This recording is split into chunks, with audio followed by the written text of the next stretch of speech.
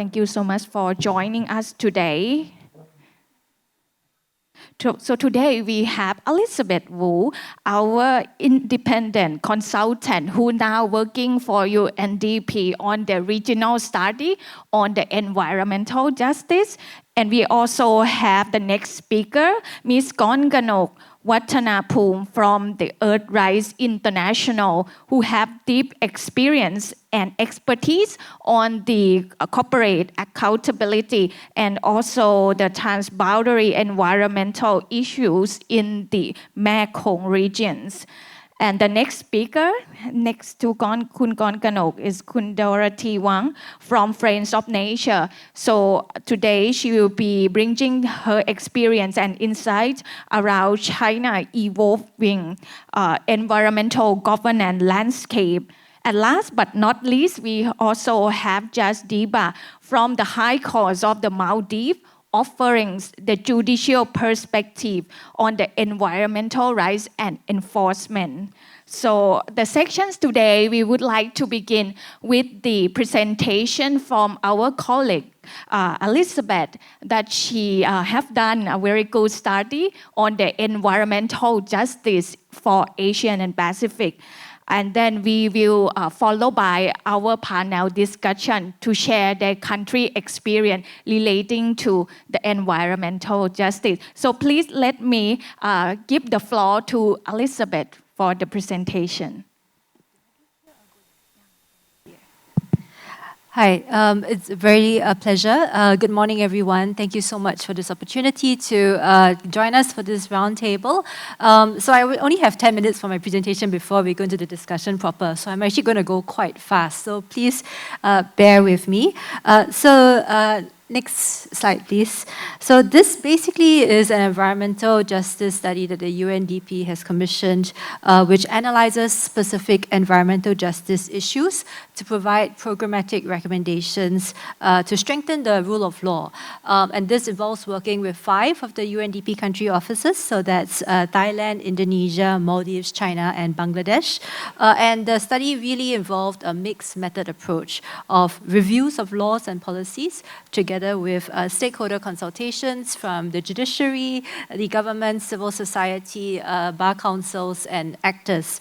And this really entailed an environmental justice framework, which included the different components of environmental justice. So you have, of course, distributive justice. So this component is concerned with the substantive distribution of environmental benefits like clean air and water, and environmental burdens like pollution and waste.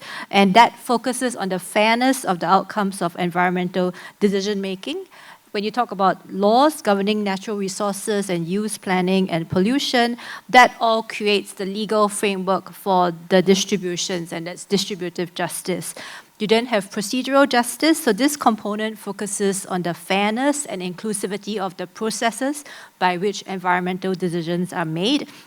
And recognition justice addresses the need for different recognition of all individuals, groups, and communities to have inclusive and holistic governance.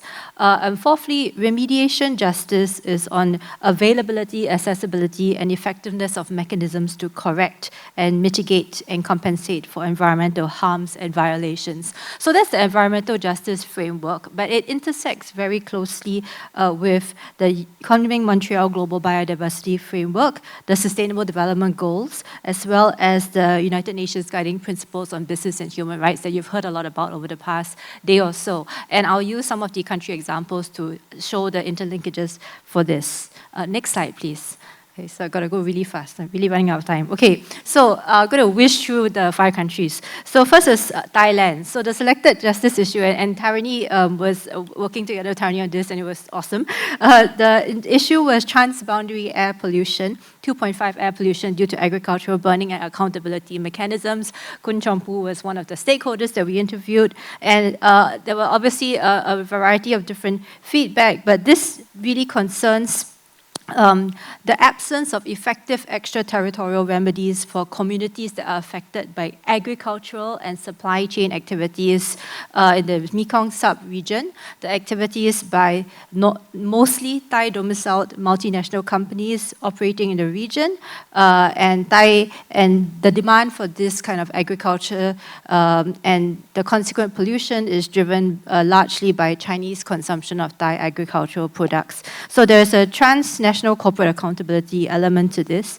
And in terms of the identified areas of opportunities, the opportunities really will seek to draw a lot on UNDP's convening and coordinating capabilities, specifically in the ability to bring together regulators. So in this case, the relevant regulators really are the Thai regulators, the Chinese regulators, and the Laotian regulators. This actually looks at a series of workshops and capacity building programs that target exploitative agricultural contracting models, including public oversight of contracts, weak enforcement of unfair contract and competition rules, requiring FPIC-aligned contracting, and accessible public dispute resolution mechanisms. So that's one of the opportunities. There are a number of others, and not all are on this slide, but okay, let me just go on quickly.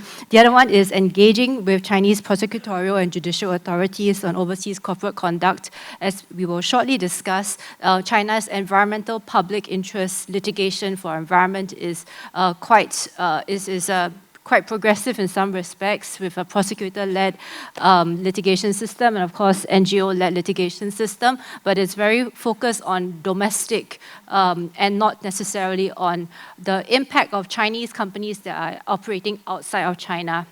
As we all know, the Mekong region has suffered from pollution that has that element of transnational pollution. And so there is a question as to whether that within China there can be a greater scrutiny on the activities of their companies overseas, and particularly those that affect the issue of transboundary haze. So there are some intersections. I've just put that on the slide here. And let me just move on to the next country, because I'm really moving out of time. Next slide. So Indonesia.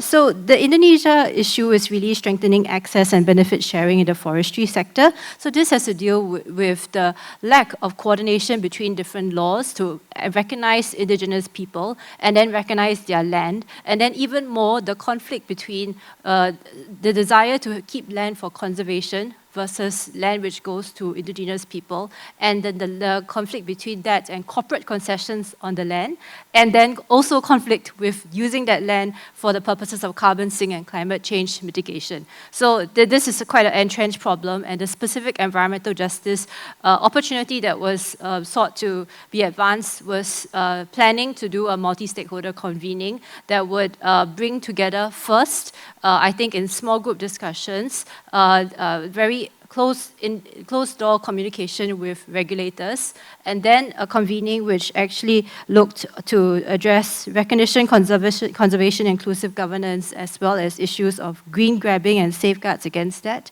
and then looking after that at corporate accountability, and then finally a corporate phase-in process after the convening itself, where then a different corporate interest could be brought in after there's been a baseline set through the convening.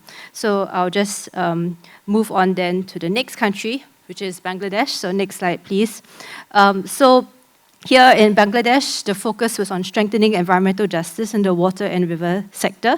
And the focus of the UNDP program work here would be on the Hybrid River Governance Initiative. So this is an initiative which sought to bring together the relevant enforcer for the river sector to work more closely with the community to see if they can inform the enforcement methodology.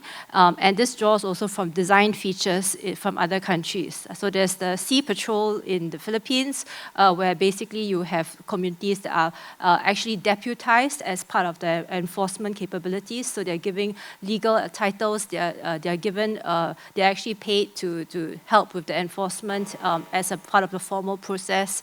There's also a similar arrangement with indigenous rangers in Australia, and then there are also community monitoring programs in India, which actually has universities authorities working with local communities to increase knowledge and enforcement. So this is a test to see whether it's possible to do this kind of hybrid governance. And the idea also is to insulate local communities from slap suits, because if they are part of the enforcement process, then hopefully that prevents them from having to bear the full front of corporate action alone, because presumably corporates will not be as keen to act against communities that are backed by government. Okay, so next slide, please. Thank you. So next slide is Maldives, and I think Judge Diva can speak a lot about that.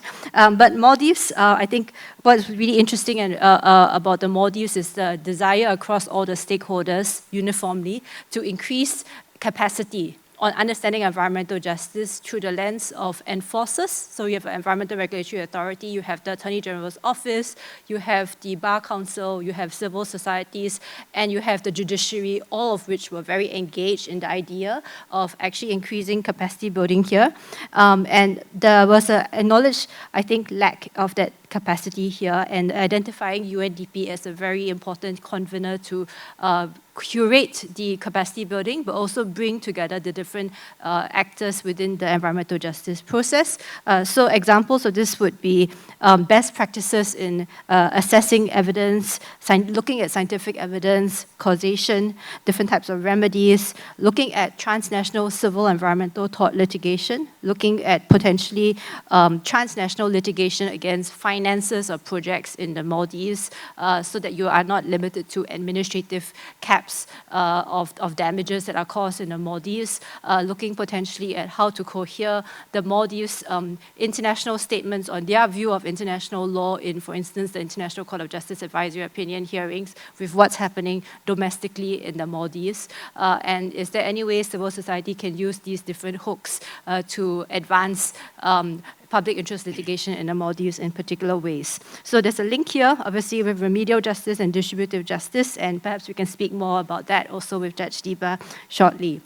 Okay, so next country, China. So Dorothy was one of the stakeholders that we spoke to for China, and of course also also got feedback from the Supreme People's Court, and the focus on China was really purely judicial capacity building. But what's interesting is that this capacity building is in light of recent developments in China regarding its newly adopted ecological environmental code, including a particular section on green and low carbon development. So in terms of stakeholders' feedback, and just generally understanding the landscape, I think there was a shift potentially from traditional pollution and ecological destruction to now looking at more climate cases, plastics cases, where there's a higher scientific demand and data access requirements. And also there's an observation that NGOs are pursuing less public interest litigation due to cost issues and limited in-house legal expertise, while the prosecutors are very active in environmental public interest litigation, because China is quite unique in that the prosecutors themselves bring a lot of action or bring a lot of advisory warnings to companies. And I think Dorothy can speak more about that. This is something which is, of course, subject to the prosecutor's discretion as to what they want to do. And so there's very little control that you can say that civil society feedback may or may not necessarily go to prosecutors in a way that's present in perhaps other countries. So that's, I think, one aspect of this particular regime. And in terms of areas of capacity building, once again, there's probably an overlap with the Thailand component, because we spoke of the home state obligations of Chinese companies in the region. So there's a question as to whether there can be a coordination between the programs of work between UNDP Thailand and UNDP China to see if there can be some kind of discussion or illumination of these issues. So I think I'm just going to quickly wrap up, because we should go into the discussion proper. But let me just end off with some reflections on regional themes. So last slide, please. So I think what was interesting is that in each country, there were different but equally important roles for public sector enforcers and private sector civil litigation. And the stronger the enforcement by public sector, sometimes the less of a need there is for private action, but each case, it was important that both are represented. So I thought that was one interesting reflection.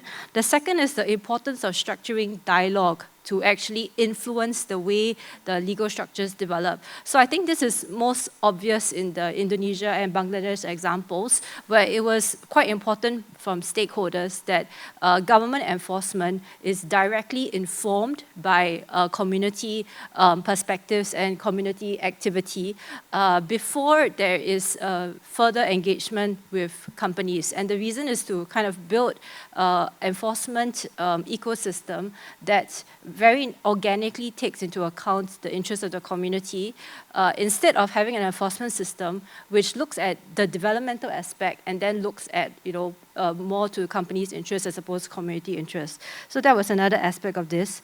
And then coordination across environmental justice and the Global Biodiversity Framework and Sustainable Development Goals and the guiding principles of business and human rights.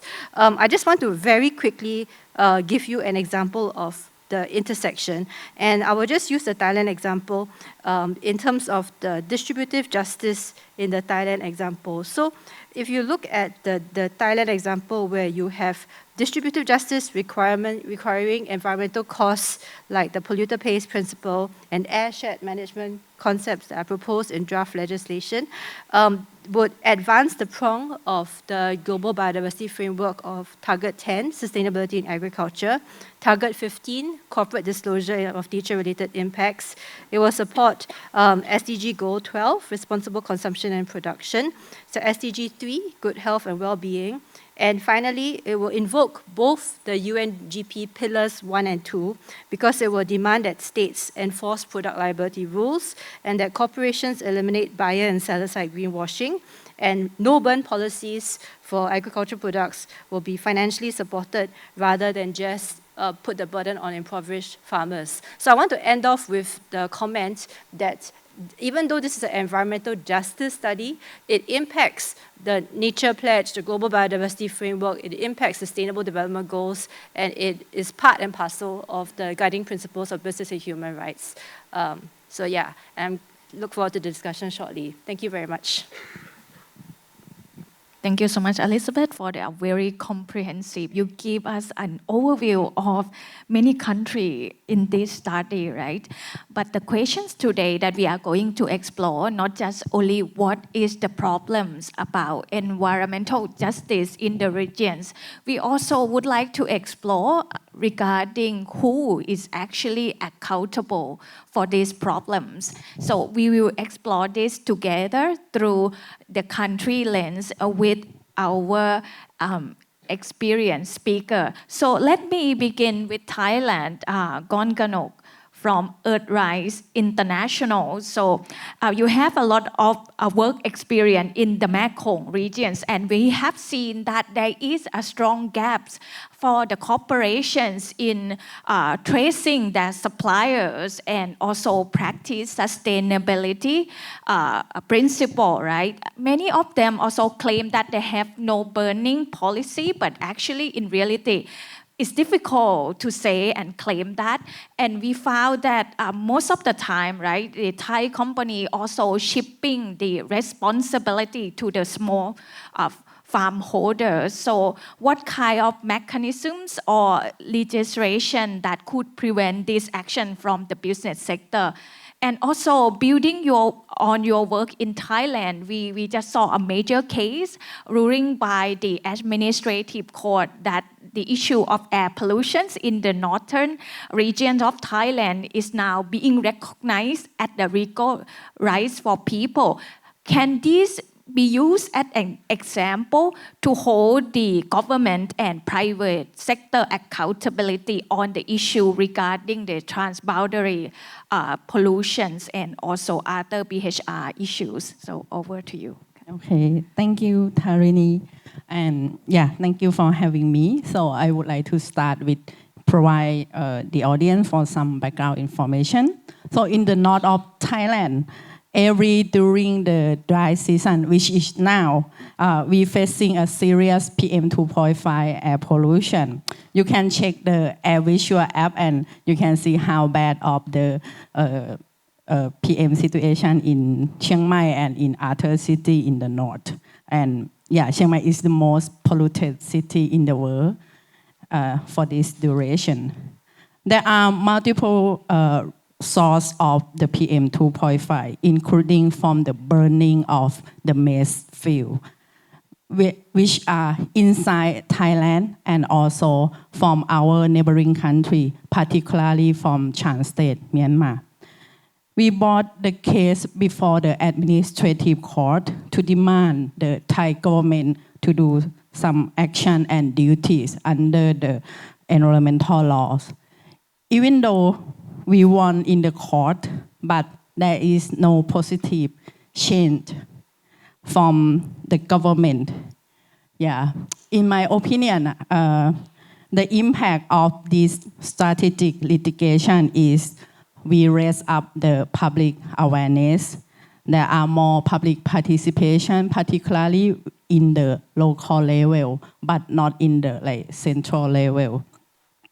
The general public criticize more about the air pollution situation, the sources, the role of business. The experts also explain about the source of pollution. More data is provided.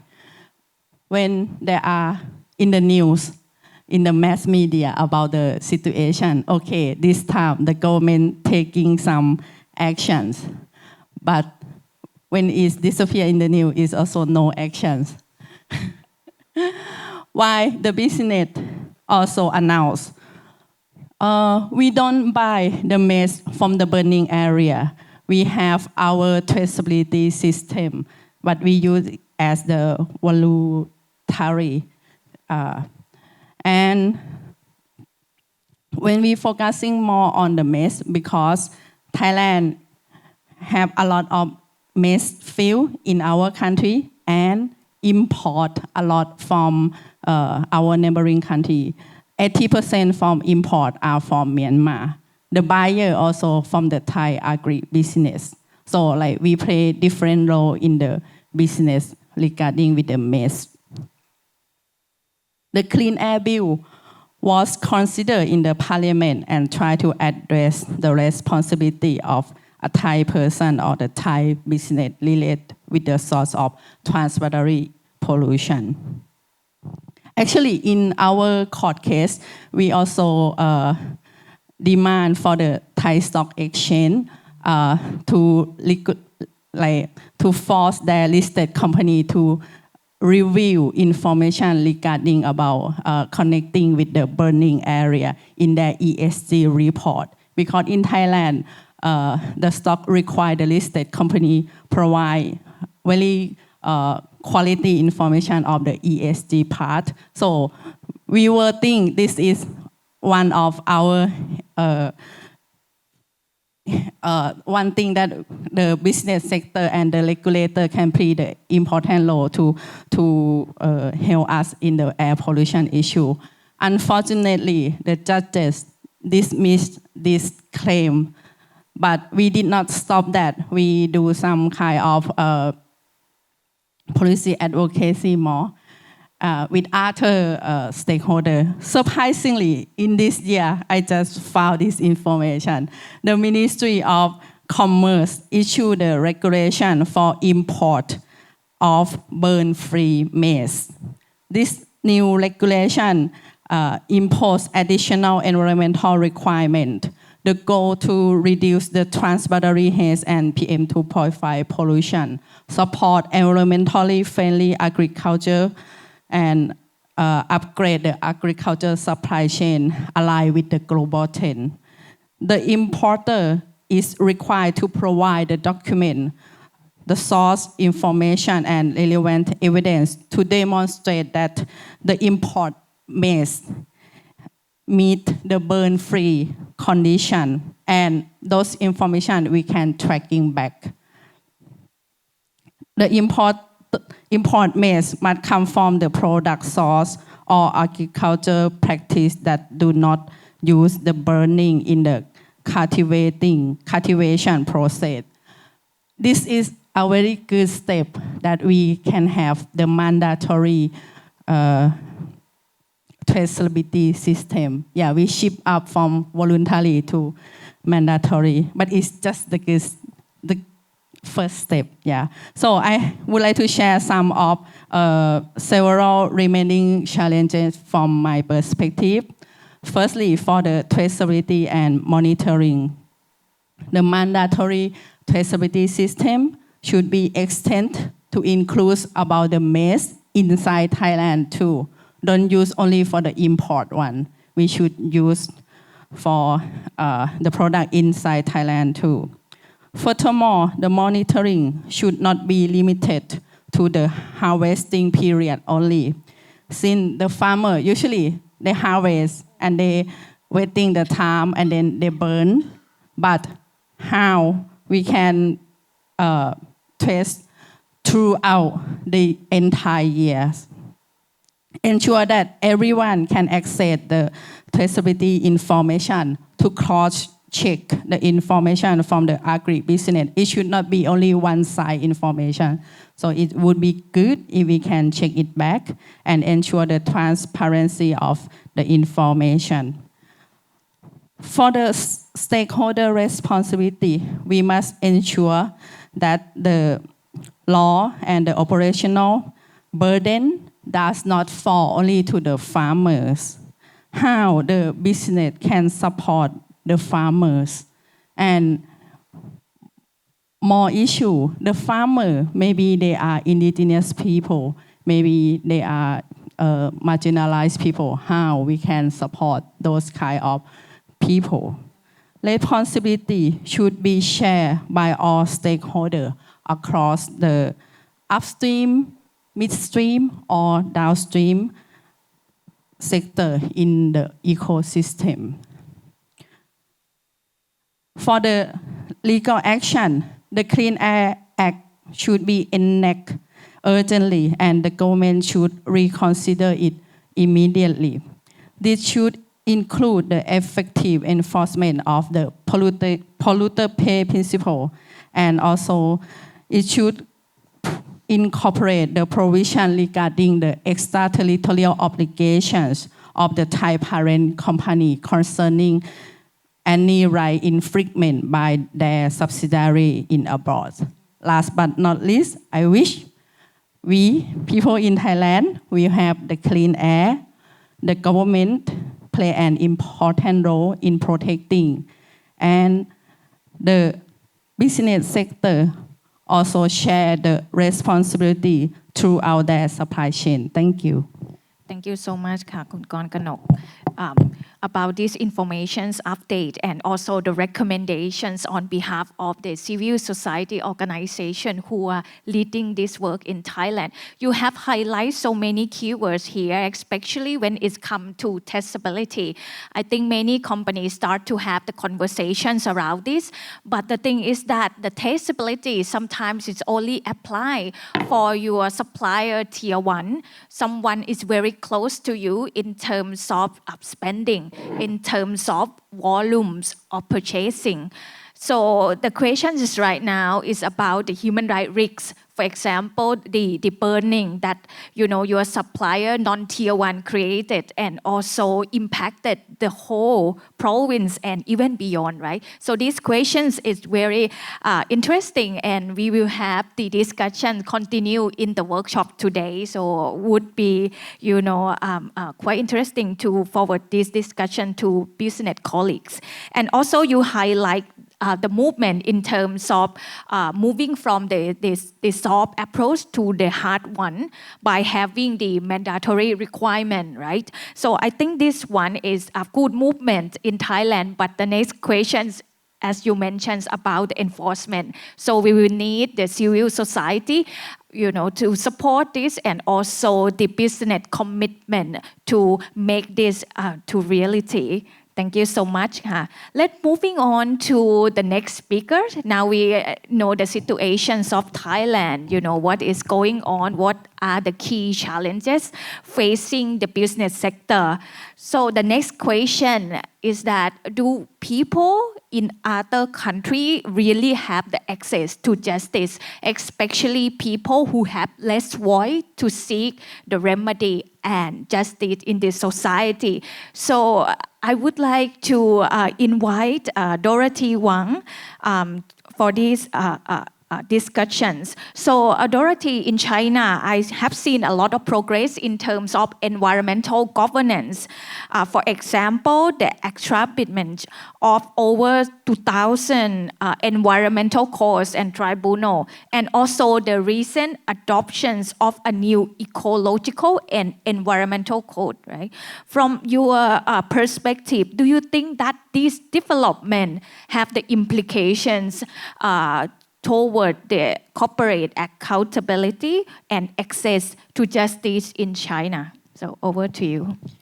Thank you very much. When we talk about Chinese environmental governance development, I feel like I can talk for an hour on that. There's so much development going on, and we see like less days of heavily polluted days. We have more and more areas that were included into protected land. We are quickly phasing out productions that are inefficient. And I feel like the Chinese environmental governance is going full speed and on a right track. So, and all this is because the driving force behind this is, I believe, a very strong political will and also very, very ambitious goals that is set by the government. And of course, you mentioned about the ecological and environmental code, which is demonstrate the very strong political will. So a bit on this code, it is actually just recently passed in March, early March, and it would come into effect in coming August. So this is our country's second statutory code after the adoption of the civil code.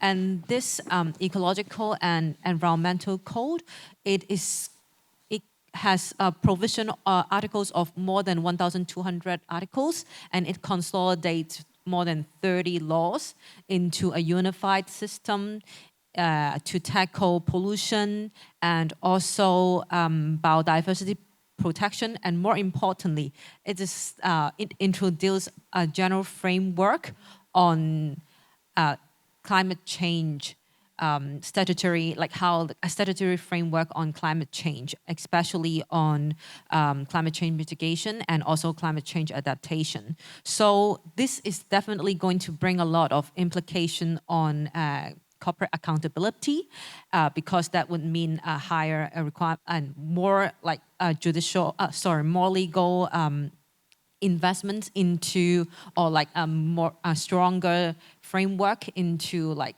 carbon cap, carbon trading, and all those disclosure information, which would bring to like our access to justice as well. And this is also going to be a very important framework to our China's very ambitious decarbonization goal. I'm not sure whether you heard about it. So we have this national goal, which is called 3060.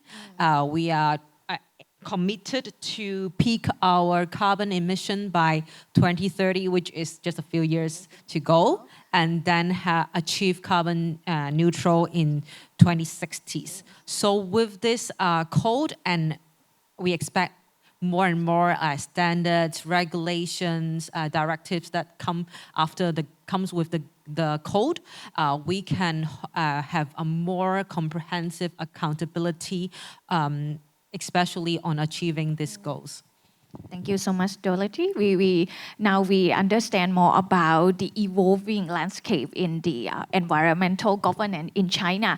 And the next question to you about the role of civil society organization, like your organization's Nature of Friends.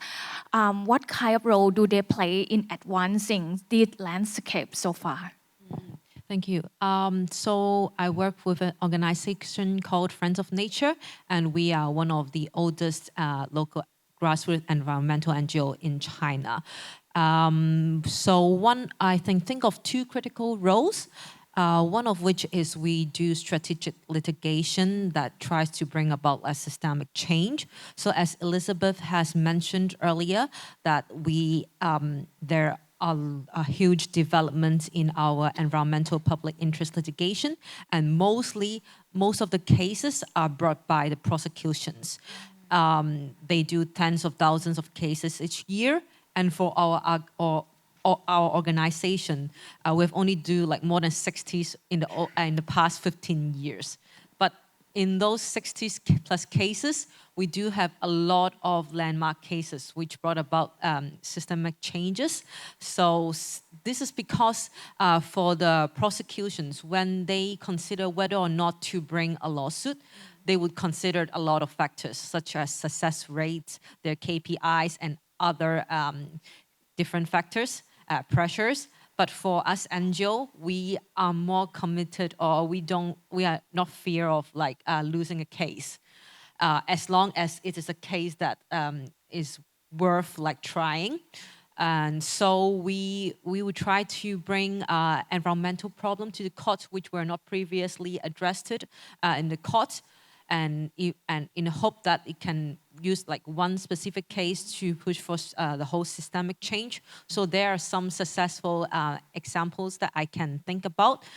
So we brought the China's first climate change litigations, which exposed the problem of connecting renewable energies like wind and solar to the grid. And there's like infrastructure difficulties on that, so we expose that problem. And the second is we brought the first wildlife protection case where the court adopted the precautionary principle. So we know that a lot of banks, after this case, they started to consider potential biodiversity loss and the precautionary principle when they grant loans. And then also very interesting case that we have tried.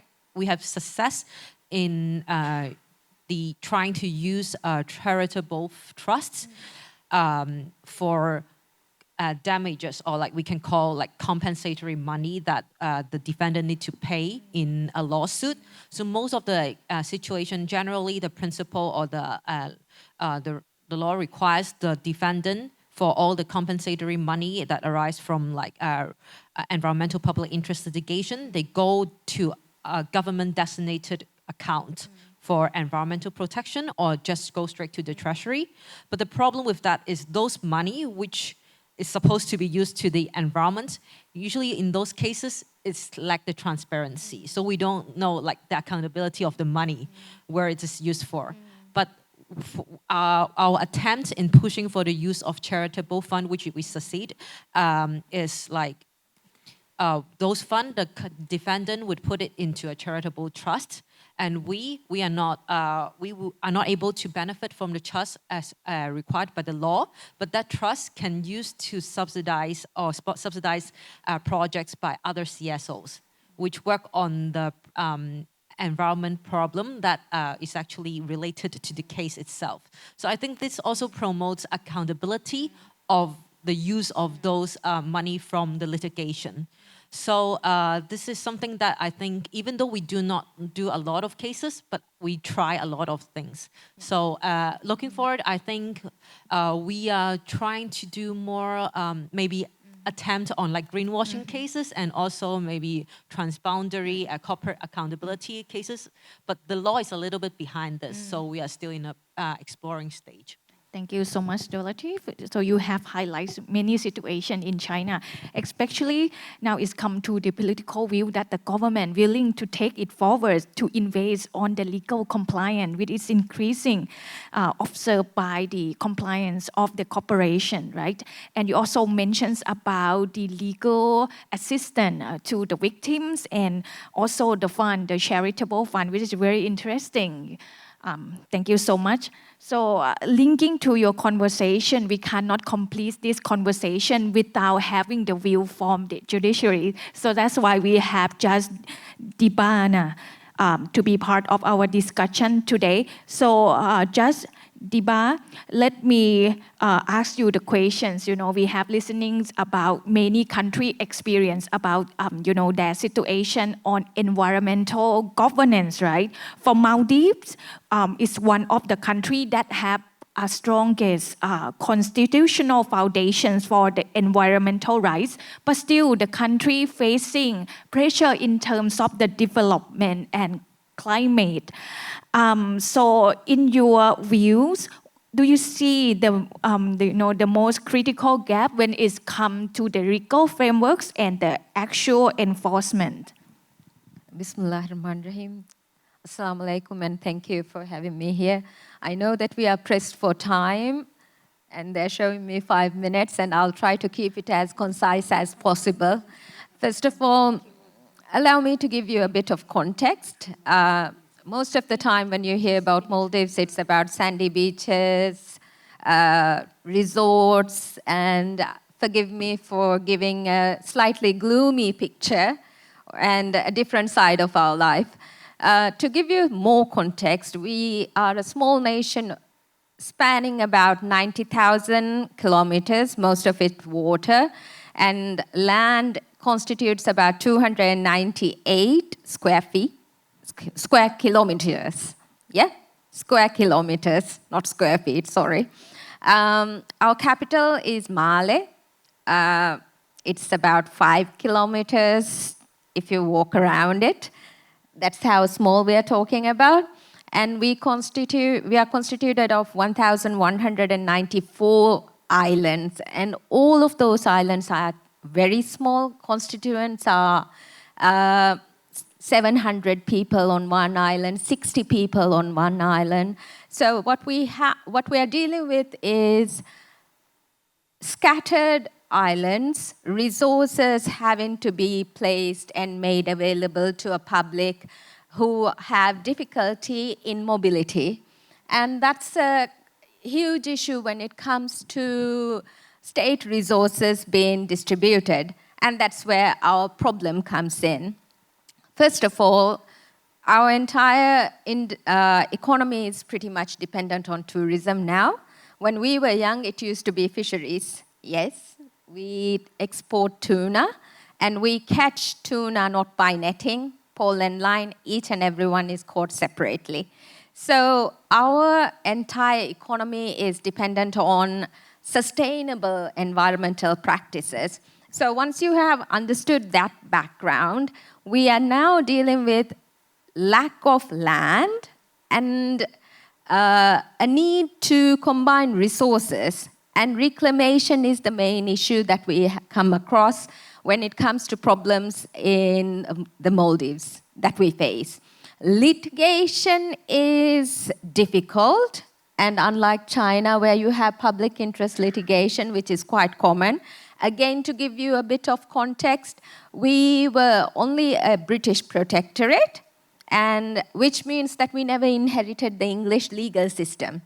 So our community is not well versed with fighting for our rights, because we did not have to struggle in that sense. One fine morning we woke up and our constitution granted us all of these rights. And if you actually look at our legislation, when it comes to paper, yes, we look very good. But when it comes to implementation, that's where the gap lies. So I would say that there is a huge gap between what is envisaged in our laws as opposed to what we actually find within the community as we experience. For instance, an easy, simple example would be mobility, again, like I said, is a difficult situation. We have had to reclaim.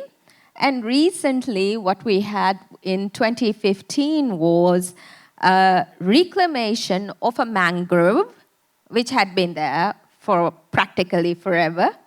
And we reclaimed that mangrove in order to build an airport. Unfortunately, we lost a species of blue crabs, which does not exist anywhere else in the world, in fact, apparently. So they say. Point is, yes, constitutionally, the state has a duty to ensure that we protect our environment, and that it is also a generational right. Unlike in other countries, it is a generational right, and it's entrenched in our constitution. But when it comes to actually benefiting from it, we don't as a people. And that's unfortunately where the gap is. So to put it simply, we have good laws, but when it comes to enforcement, there is a gap simply because we do not experience public litigation as much. We've only had so far in all our lives about 4 cases. 1 is still pending in court. 2 were about an interim injunction. One failed at our Supreme Court.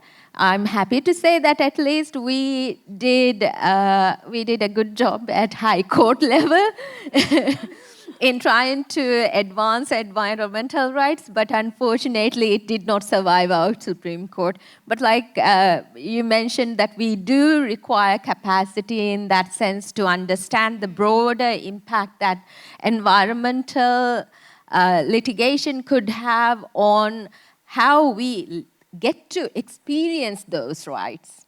Thank you. Thank you so much, Judge. Maybe another short follow-up questions to you. You have mentions about the gap, between the legal framework and the actual implementation, right? What about the role of you as the judge? When it's come for judging the case, you might have to balancing, about the priorities in terms of the economic priorities and also environmental priority. Do you find any challenges in carrying out this role? Yes, that's a huge challenge, especially when you have a public who equates reclamation as development. Reclamation, once that is the idea, and its long-term consequences are often overlooked, it's a huge challenge when it comes to the judiciary, especially. The people will find that prevention of reclamation as hindrance of development. So public perceptions need to change, and that will come with public awareness, greater interest in people being engaged, and people actually understanding why we need to protect our environment and why it needs to go forward, and our responsibility as a society, as protectors and amana holders, I suppose, to take it to the future generation. One simple example would be that huge challenge would be our lack of, our short, somewhat demise of cultural practices, I would say. For instance, simple example again to give you, my mom comes from a far north of Maldives, small island. Cultural practices are such that it empowers women's economic independence. For instance, on those islands still, if you see, are you familiar with sea almonds? It's a sort of nut. I've seen the plants here in Malaysia, although I have never seen the nuts.